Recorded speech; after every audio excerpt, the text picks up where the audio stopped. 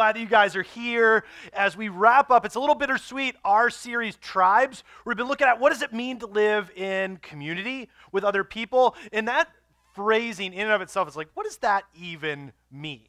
To be able to live life with others and open up our life to the good, the bad, sometimes even the ugly that you and I have, so we can grow, so we can watch how God designed us to be and watch us thrive in that. And so in the first week, we had a little fun. We did a little bit of a sing-along to get this going as we said, you know what? Each and every one of us has a tribe. And as we kind of played the songs, and then I would cut them off, and you guys would finish the rest, we'd see, everything from a little Vanilla Ice to Fresh Prince of Bel-Air to the Kit Kat, the jingle, all this stuff, and we watch, so these are my people. And then we ended it with the Cheers theme, that we all want to be in a place where everybody knows our name, where other people know us and they know what's going on, and we can see as we look around the way the theme goes towards the end, we can look around and see that everybody's troubles are the same, that we all go through the same stuff. And so what does that look like? And we concluded in that first week, everybody wants to be a part of a tribe. Whether it's that collective fun that we had with the music in the portion of that, and if you missed any of the series, you can go back on our mobile app or on our website and be able to check that out. And then the next week, we said, let's take a little bit of a turn, but not in a bad way, in a different way, and look at, if we're going to be in a tribe, if we're going to be with other people, what is that supposed to do? What is that supposed to look like? Because, we want friendships and we want community with other people, but there should be a way to measure what that looks like and what goes on in your life and in my life. And we landed at, if you're going to be in friendships with people, here's how to test whether or not they are true, godly friendships.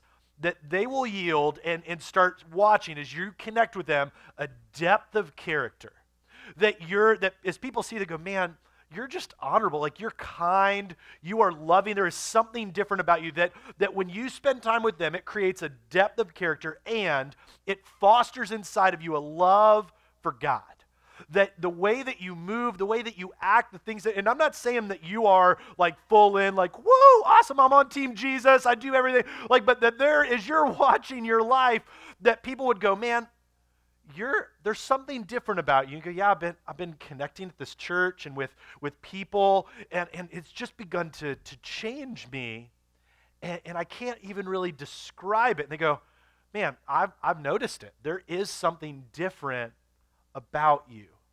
And then last week, we talked about how as we know that we're built for tribes, we know we need connection and that it's going to build that character, there's going to be moments where life gets hard. Where the bottom drops out and everything feels like it's crumbling around us, and what do we do? And we concluded that, tribes need to be around us to help bring us to a place that we would never be able to get out of if we had been on our own. And we likened it to this cord of 3 strands, that if you were to today from the drop ceiling get a pallet of bricks and tie a piece of yarn and think that it's going to hold it up, you'd be sadly mistaken. That it would no way be able to hold it up, but that if you got a nice sturdy rope and tied it up into the rafters and put that on there, that you would be able to hold the weight of that because of the way it's intertwined. And you and I, when things are difficult and it just doesn't feel like we can do it on our own, we have to be not only with God, but with other people.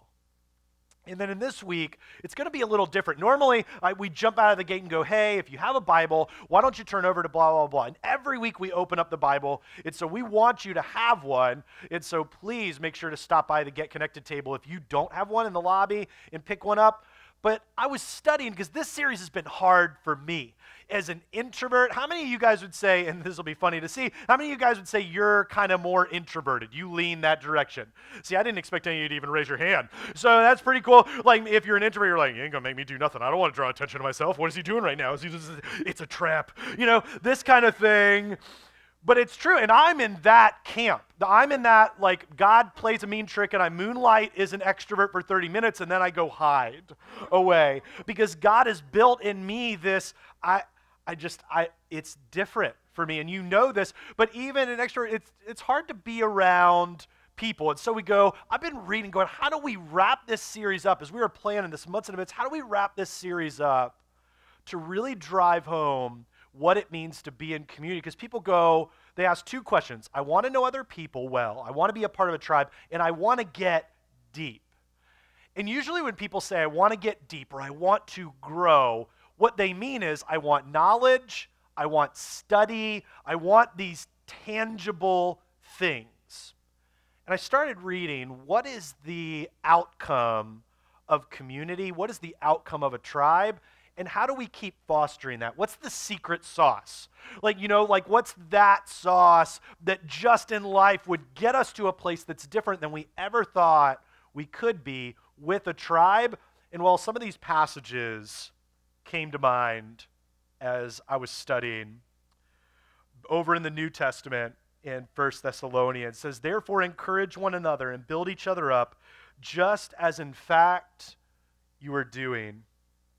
The writer Paul, who planted tons and started tons of churches over in Romans, shared, and it'll be here on the screen in Romans 1. He says, I long to see you so that I may impart some spiritual gift to make you strong. He says, I just want to be able to be around you. Why? Because that is that you and I may be mutually encouraged by each other's faith. And so we're starting to see a theme here that there is an exchange of life that happens in a tribe. Over in the book of 1 Peter, it says, above all, love each other deeply because love covers a multitude of sins. More references. And let us consider how we may spur one another on towards deeper Bible study and sitting around in circles. No, that is not it, is it?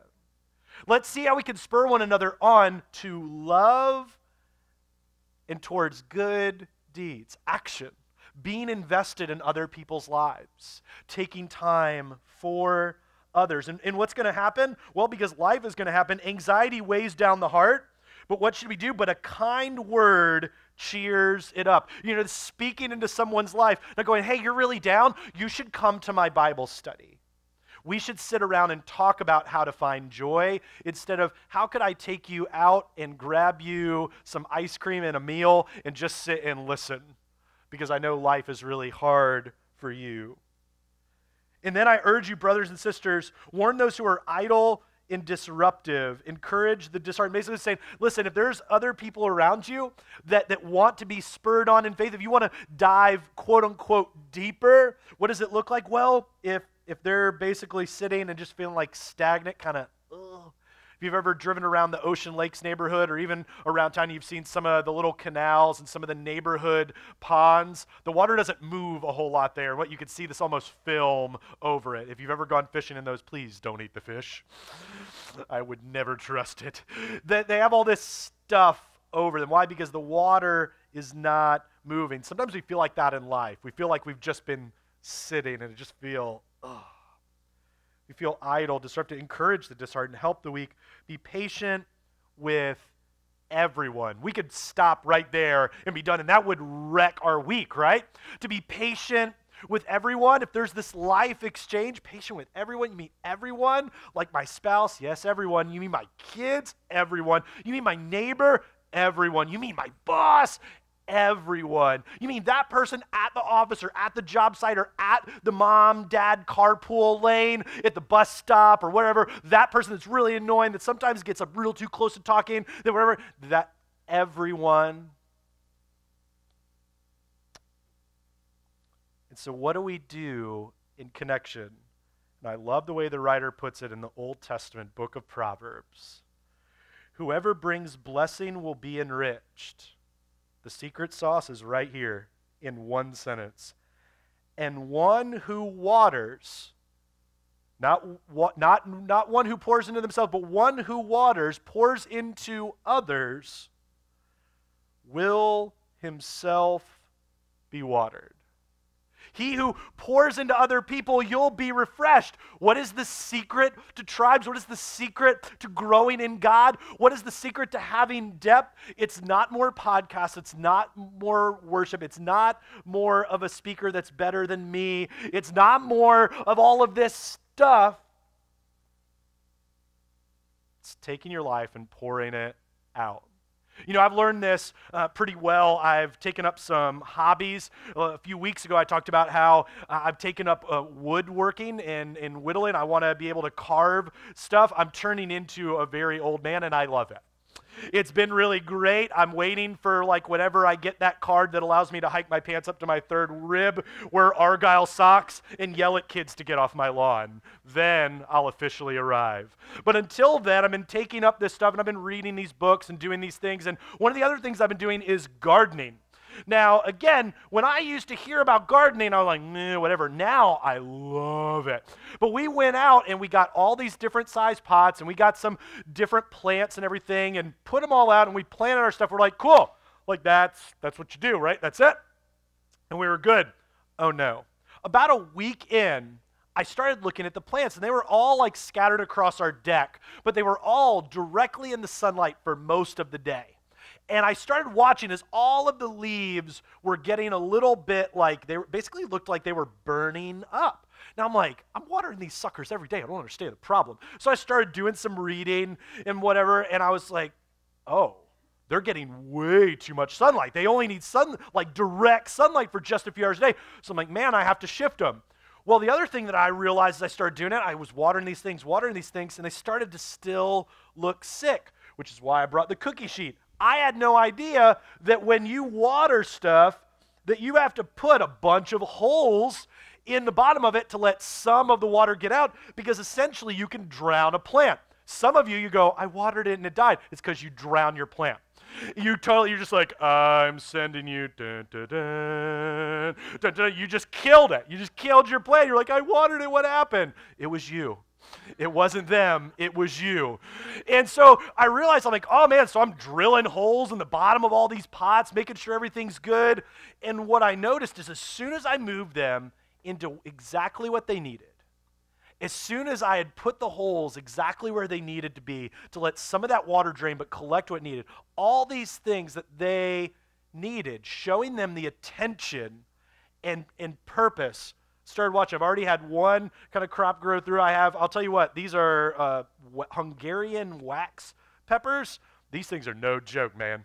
And I was only allowed to plant my peppers in one pot. I was gonna like scatter all the different, stuff that we're doing. She's like, don't put any of the spicy stuff, my wife, anywhere near the other ones. I'm like, why? She's like, I don't do spicy. I was like, you married spicy. And that's for you. And she's mortified right now, but that's all right because I have a microphone. And so I was like, but why do you want to do this? She's like, I don't do that. And so like got jalapenos in here, got these, and I've already had like one kind of, I guess, crop, batch, whatever. I don't know the terminology. I'm still a newbie. But I had all through, and it's been great, except a squirrel got one of them. He hasn't been back, and I hope it's probably because he ate it, and it got a little too spicy. And I'm like, serves him right, and he's off wandering, maybe died somewhere. But whatever, hey, shouldn't take my stuff. And so, been doing all this, and I've watched it, and now I got some more, and these dark green ones with the jalapenos, these like lighter ones, they're big time, they're hot. But I've watched it, and it's been so cool to watch it and foster it and see it grow. But the only way that it started growing and really thriving is when I got out of the way and rearranged my schedule to make sure that I was checking on it, doing the proper things, and showing it the attention and care that it needed to thrive. And I thought, man, I was sitting out there one day because I get up early and do my thing, and I go out and every morning I check on the plant. I say we garden, but really on the back deck, it's all me, guys. And I'm making it work. But I thought, as I'm sitting out there checking on it, my water and everything, I was like, man, this is our life with God. And I have to do this every service, so I'm only doing a little bit so I don't suffocate it and drown it. That you and I are in these moments in a tribe, and there are many times where we're hoping that someone will come along and water us. We're hoping that someone will do all these things. And God's going, hey, you know what you could do to grow and lay deep roots and thrive? It's not to sit and wait for someone to water you. It's not to learn about all of the ways that you get sunlight. The way that you're going to grow is by pouring out to others. And I love the way, and we would put it this way every week we have a main idea, and we would say it this way, that selfless people serve people. But that selfish, on the flip side, that selfish people will strike out and lash out at people. Because a real tribe takes you and I from conceited to content. Now, we hear those words, and there's not a single person in this room that go, I'm conceited.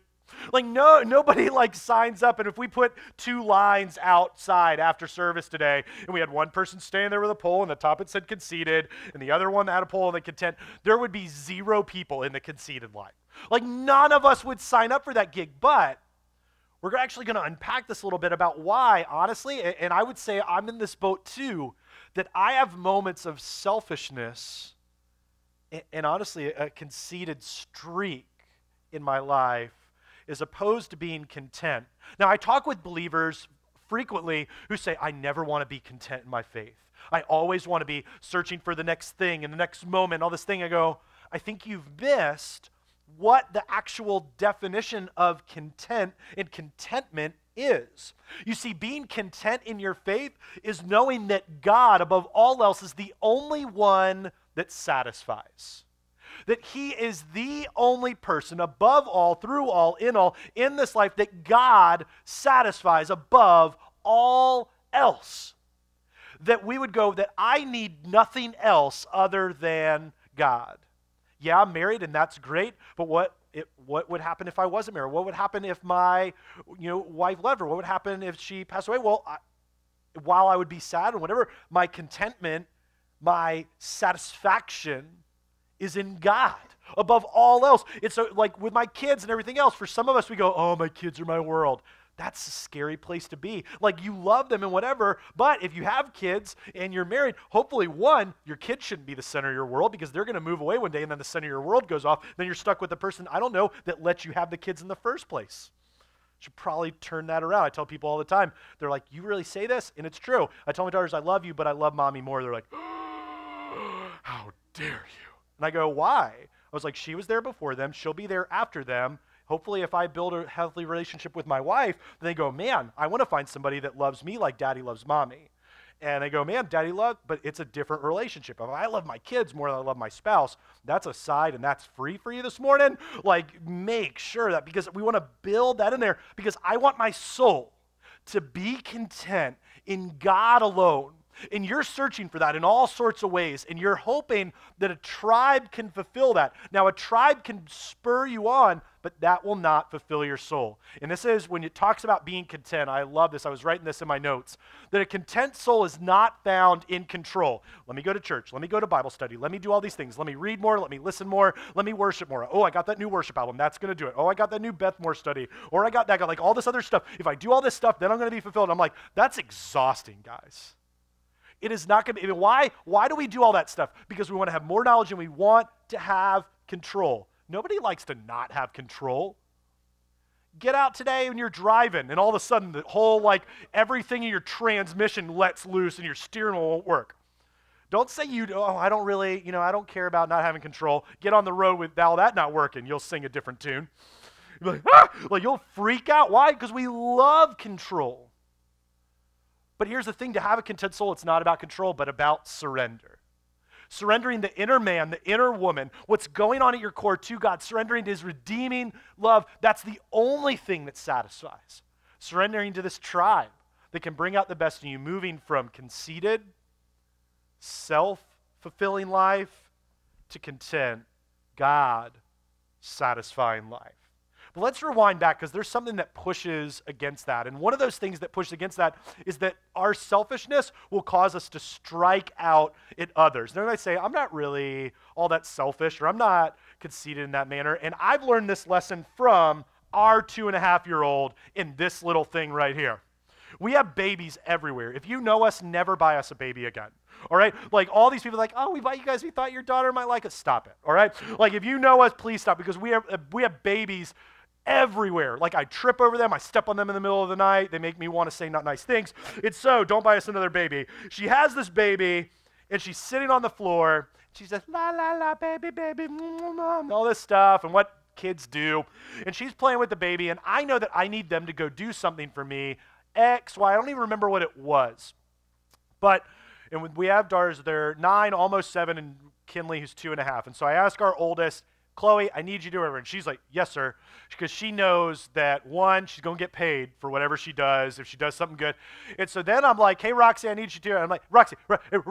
And like, I'm trying to get her attention, but she's just like off in her own little world. And I said, huh? And I'm like, hey, I need you to do. And she's like, what? Because she is still in a fog of like rainbows and unicorns and Hulk smash and all this stuff in her head.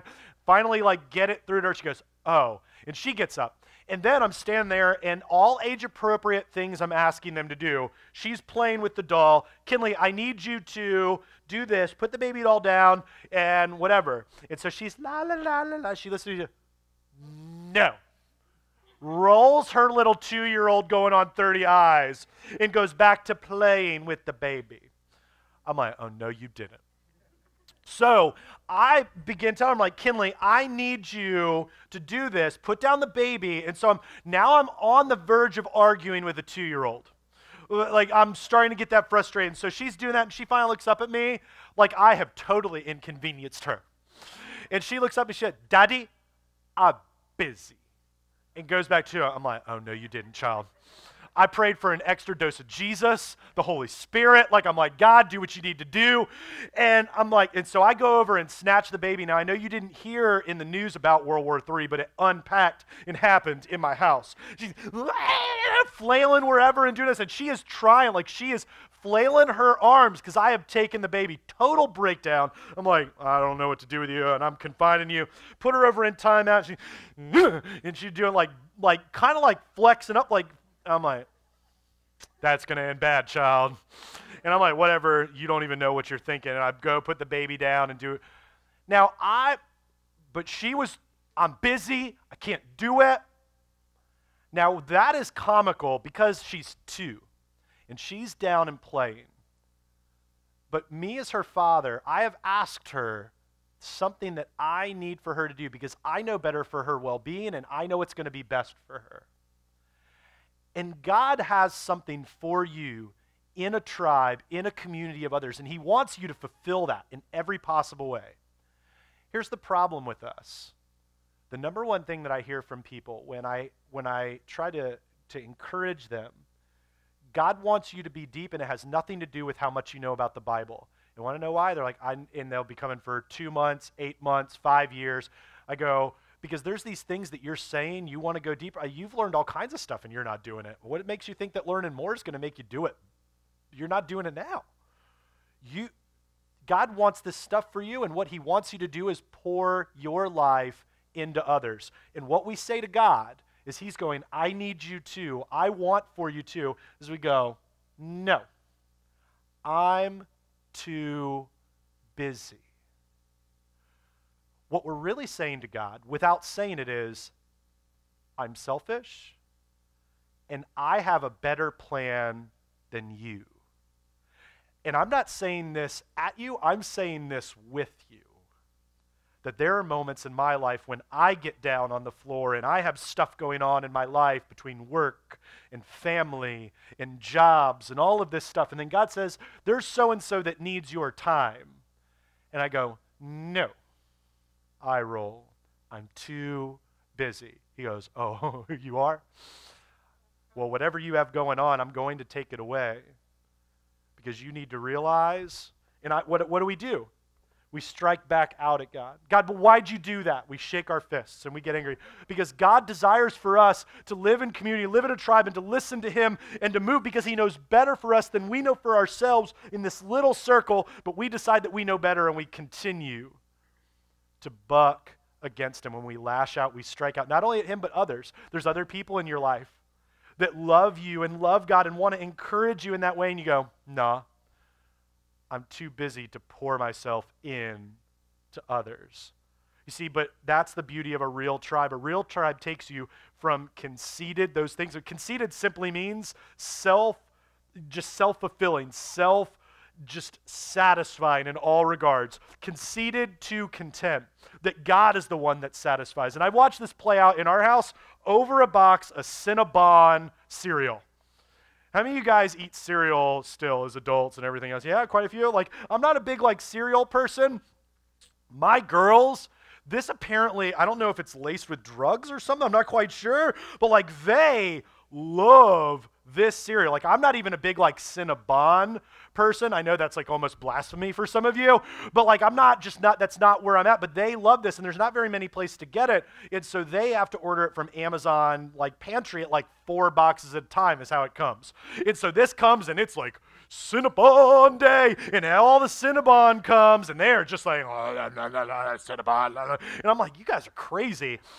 And I've tasted a couple pieces. This stuff is not that good, but they love it. Well, one morning, I get all my kids ready in the morning, and my wife heads off to work, and so like I'll cart them around to their places. And so I'm like, it's got to be a well-oiled machine, or else we're gonna end up like getting in the car. We're like, how come nobody has pants and nobody has like book bags, and we got to go back in? Like it's crazy. And so we really got to keep everything in order. And so I asked Chloe, our oldest, hey, I need you to get Kinley some cereal. And as soon as I say it, she goes, me cereal, me cereal, me cereal. I'm like, no, you're Kinley. You're gonna eat cereal. No, Daddy, me cereal. Me cereal, and like she thinks she is cereal. And so I'm like, I could have that existential argument with you, or I'll just let you. So the whole time we're running around doing stuff, she goes, guys, me cereal, like wall everybody. And I'm like, oh my Jesus, come on. And so I'm like, you just whatever. And I watch Chloe, she goes and she gets out the Cinnabon cereal, and she opens it up, and I see her first pour in to Kinley's bowl. And she realizes as soon as she fills it that there is no more Cinnabon cereal. Now, I'm running around doing all this stuff, but I'm still trying to be attentive enough to watch her. So I see she is in a crisis. And I'm like, as a father, this all happens in a matter of like 15 seconds. I'm like, is she going to give it to the baby? Is she going to keep it? Is she going to split it? Is she going to take it for herself? Dear God, I've taught her well. Come on, young Padawan, do this right. Do that. All right, and so I'm watching, this all happens, and she starts to turn her head. I'm just see the back of her head, and this happens. She starts to turn her head, and I'm looking around, doing whatever else, and finally, out of my peripheral, I see her look back, and so I watch as she does this to her bowl, goes and gets the muffins that Kinley doesn't need to eat that morning because she wanted cereal. Me cereal, me cereal. Like she's gonna flip out. I know it's gonna happen. Puts muffins in the bowl. Walks it over, sets it down. Kinley's reaction immediately. Pushes it. Me cereal. Me cereal. And she looks over at Chloe's bowl, who Chloe has her spoon up about to eat. I grab her wrist. I take the spoon, I put the cereal back. Because my kids, for whatever reason, don't want milk in their cereal. I don't know, they're weird. And I put the cereal in, and I walk over to Kinley's bowl, I take out the muffins, put all the cereal that Chloe just had, who hasn't eaten any of it yet, back in, and I pick up one piece, and I put it in her bowl. And I set it in front of her.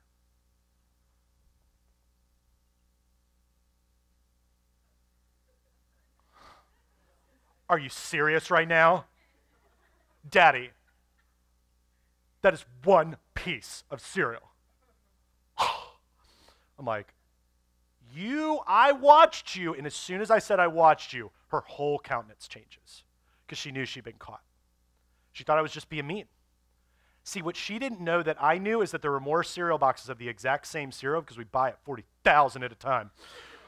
That they're underneath the counter. She thought that was it, the end-all, be-all. I know there's more. I was hoping and praying that she would not be conceited, self-fulfilling, self-sufficient, that she would give to her sister, that she was going to be content in whatever she was going to get and give to her sister, but oh no. So I said, no, you can eat that. Now, I don't want you to think he sent his daughter to school with one piece of cereal. No, I fed my daughter, so don't call CPS. But she didn't eat cereal. She ate something else. And I had a conversation about what it means to give of yourself, to move from being self-sustaining to being content in who you are, because God is the one that completely fulfills you. Or the writer of Proverbs wrote over 2,000 plus years ago, the one who waters will himself be watered. You don't need another Bible study. You don't need, now all of those things, we have Bible studies, we have small groups, we worship together on Sundays, we have messages, we have podcasts, we have all this stuff. We're in one of the most saturated moments of human existence where we have at our fingertips thousands of messages and worship songs and moments to feed the desire for knowledge. And then we go, I'm not being fed. I can't grow. And God sits there and goes, has nothing to do with that. You know a lot of stuff, but I want you to put it into action. And what it takes is pouring out, but it starts with realizing that God is the only one that satisfies. And that as we move in that, and as that God satisfies, and we go, all right, God, it's about you, it's not about me. You're the only one, that it moves us from this self-satisfying moment or being in a conceited, selfish nature to move over and go, all right, God, you fulfill me, you satisfy me. I'm moving from being conceited to being content because you satisfy. And I'm not going to be selfish, and I'm not going to be someone who strikes out at other people. God, I want to be selfless. It's selfless people serve people. Everybody around you, whether they're this big, no, or whether they're 102, they need help across the street, or help getting meals, or a lawn to be mowed, or whether they have no home at all and they need your help. Will you pour in to them? You see, a real tribe doesn't just pat ourselves on the back because we happen to be a part. A real tribe takes each and every one of us from being self-satisfying or conceited to being content in God. And if you want to have depth in contentment, you give it away. The choice is yours. Would you pray with me?